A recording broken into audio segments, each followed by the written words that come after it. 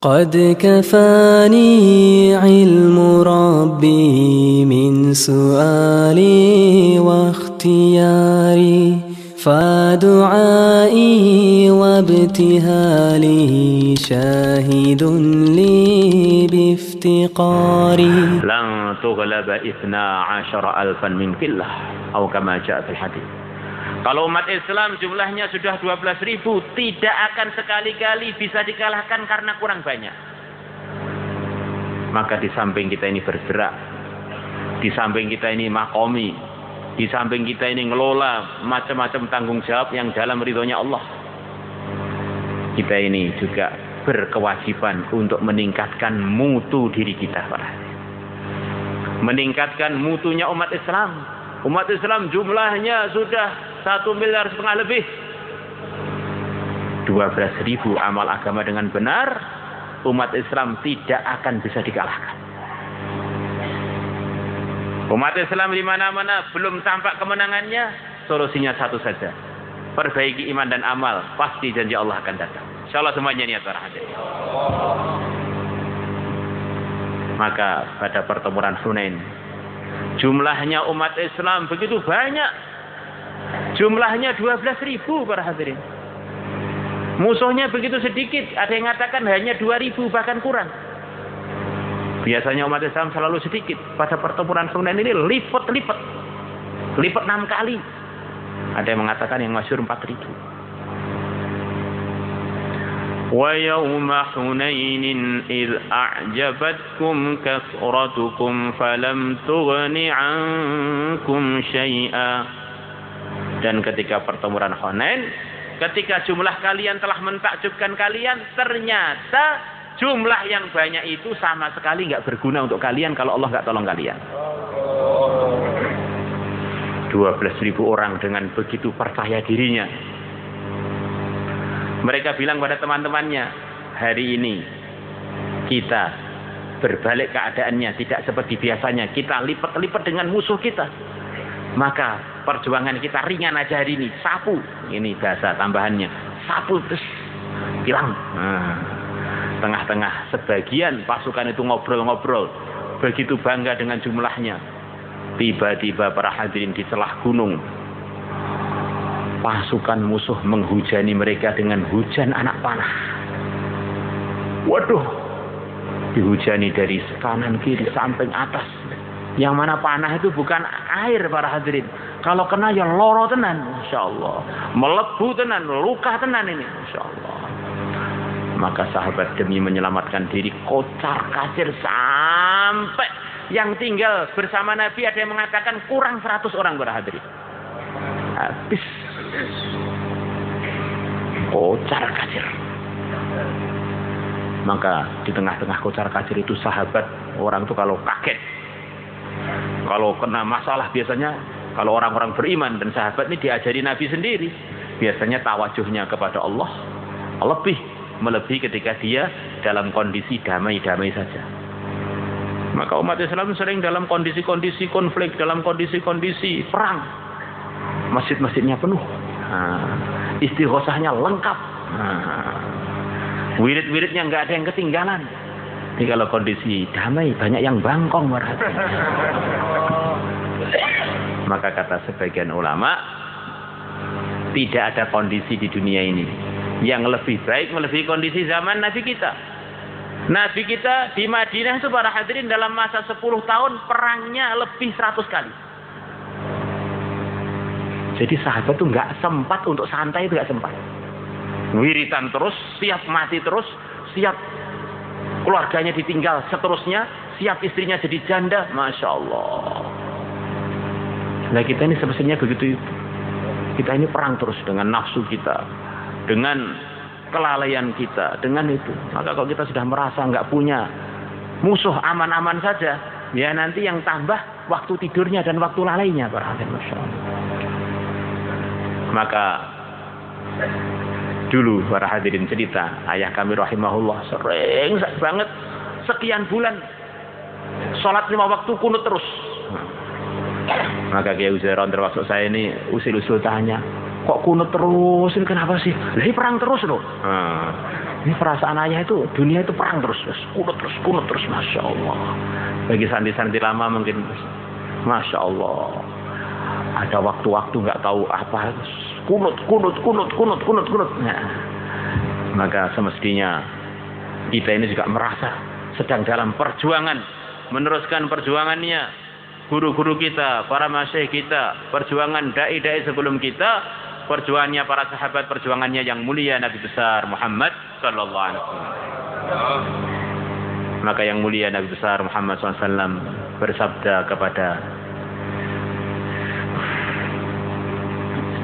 Sayyidina Abbas, paman beliau yang termasuk yang paling dekat dengan beliau, satu-satunya paman beliau yang Nabi bersabda, nanti Allah akan pilih anak cucu kamu untuk menjadi pimpinan-pimpinan umat Islam. Maka benar, sekian abad anak cucunya Sayyidina Abbas menguasai pengaturan umat Islam kurang lebih 500 tahun lebih. Beliau tinggi besar, suaranya lantang. Kalau beliau teriak bisa didengarkan dari 8 mil. 8 mil itu Masya Allah, puluhan kilo berarti. Mungkin sampai hampir 15 kilo atau 12 kilo. Maka beliau bilang karena 1 mil kurang lebih 1,5 kilo. Beliau bilang kepada Abbas tuh kamu panggil ini sahabat-sahabat yang kocar kacir itu panggil. Maka Sayyidina Abbas teriak, Fulan orang Ansor datang, kabilah ini datang. Akhirnya kumpul dalam kondisi hati sudah semuanya tawajuh kepada Allah, sudah tidak berbangga dengan jumlah yang banyak, maka datanglah pertolongan Allah. Maka majlis kita ini para hadirin adalah majlis untuk belajar lagi untuk meningkatkan iman dan amal kita. Usaha menyempurnakan lagi, ngajak umat untuk itu. Kita kirim rombongan-rombongan, kita hidupkan masjid-masjid, kita datang ke kampung-kampung, ke pelosok-pelosok dunia untuk meneruskan perjuangannya yang mulia Nabi besar Muhammad SAW, diteruskan para sahabatnya menyampaikan agama ke seluruh dunia. Hadirin yang dimuliakan Allah Subhanahu wa taala, ceritanya dunia ini para hadirin dimulai dari hari Ahad. Ahad artinya satu. Ini kan hari Ahad. Nabi kita yang mulia Nabi besar Muhammad sallallahu alaihi wasallam telah bersabda dalam hadisnya Imran bin Husain, "Kana Allah wa lam yakun syai'un ghairuhu." Yang ada hanya Allah, selain Allah tidak ada.